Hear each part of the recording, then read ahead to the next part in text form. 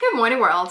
As we start the new year, I thought it might be fun to do a quick 5 New Year goal for individuals with unmanaged ADHD, because it's a new year and everyone is setting goals, and I thought, those would be fun goals to have. One is to make one behavior change at a time. You know that I talked about ADHD, people with ADHD being multi-starters, people with ADHD always wanting to do everything all at once. And of course, one of the reasons that a lot of people experience setbacks is that they keep wanting to work on so many things at once, and of course end up working on nothing, or at least completing nothing. So make one behavior change at a time. It doesn't matter what that one behavior change is, pick one and go with it. 2, get to know your ADHD style. In the previous video, I talked about 5 things that every person with, or every adult with ADHD should know about themselves. Get to know those things about yourself and get to know yourself and how your ADHD works with you and how you can work better with your ADHD. Because there are a lot of, as much as it can drive you nuts, there are a lot of benefits to having ADHD. A lot of people with ADHD thrive on some of the benefits. So get to know yours so that you can start thriving with it. 3, experiment with organization styles to find something that works for you.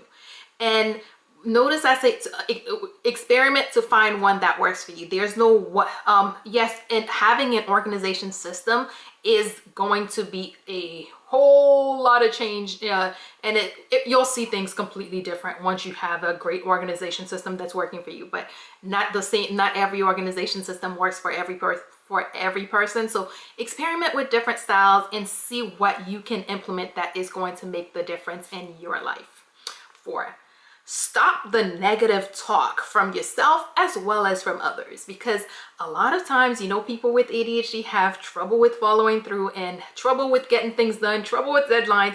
So a lot of times we find that people outside of yourself, others for whom you have not followed through, for whom you've dropped the ball, they may have negative things to say about you. They may be putting negative thoughts in your head, and of course you may be taking all those things in and having, again, negative thoughts. So stop the negative thoughts. ADHD is a disorder. Yes, it can impact your life in a lot of ways, but it can also be managed, and you are also able to thrive and do all sorts of awesome things. And of course, having the ADHD does not make you a bad person. It doesn't, like all the negative things that you could think of that people have said that you have thought, stop those. Finally, work with someone who can help. I've heard people using ADHD coaches. I haven't really, I've read a little bit, but not too much about it, but I am very familiar with working with a therapist, working with a psychiatrist. Those are the 2 that I have, that I'm familiar with, because those are the 2 that are within my field.